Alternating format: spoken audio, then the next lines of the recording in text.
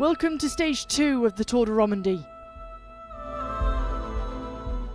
The stage takes the riders from Chippy to Vercoron, a 101.9 kilometre stage with a mountaintop finish.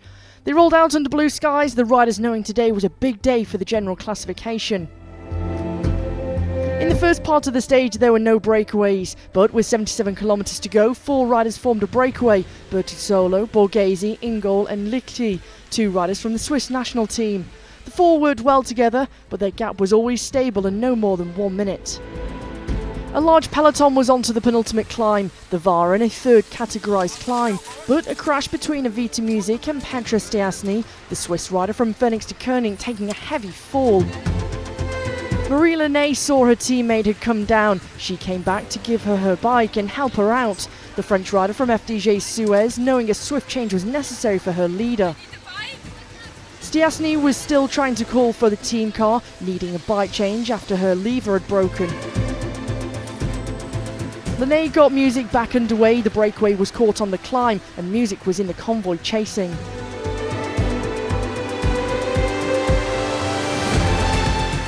With 17 kilometres to go, the pace was furious. It was Mariah Benito and Chloe Dygert who was setting the pace, with Little Trek trying to move forward too. Through the narrow streets, the riders trying to position themselves ahead of the final climb and the summit finish, knowing how important it was to be up towards the front. The climb to Vercorin was imminent, a 9.5 kilometre climb averaging a whopping 8.2%.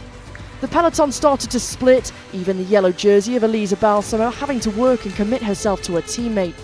With 2.5 kilometres to go, 4 riders were in the front: Vollering, Fischer-Black, Kopecky and Realini, 3 riders from the same team, Team SD Works Pro Time. Mavi Garcia had been distanced, but with 1.6 kilometres to go, Gaia Realini tried to attack. That put SD Works Pro Time under pressure and Niamh Fischer-Black was unable to follow.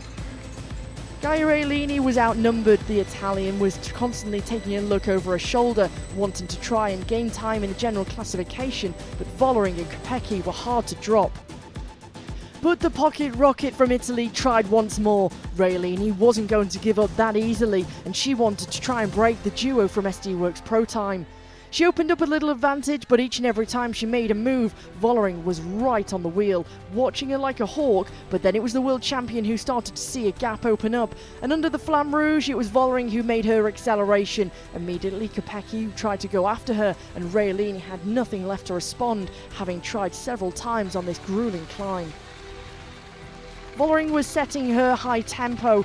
Kopecky was able to follow, and into the finish line on the top of this summit, it was Vollering who was leading it out, the world champion trying to sprint and come around her. It was a battle between 2 teammates, going for the stage victory and trying to take time.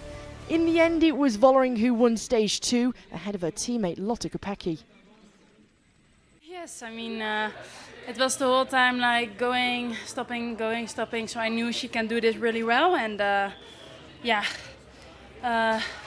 So she was really strong today, and yeah, then I wanted to outsprint her, of course, and I thought actually I dropped her already, and then I sit down for the line, and then suddenly she was next to me, and I was like, okay. And then yeah, luckily I won, but she was very strong today.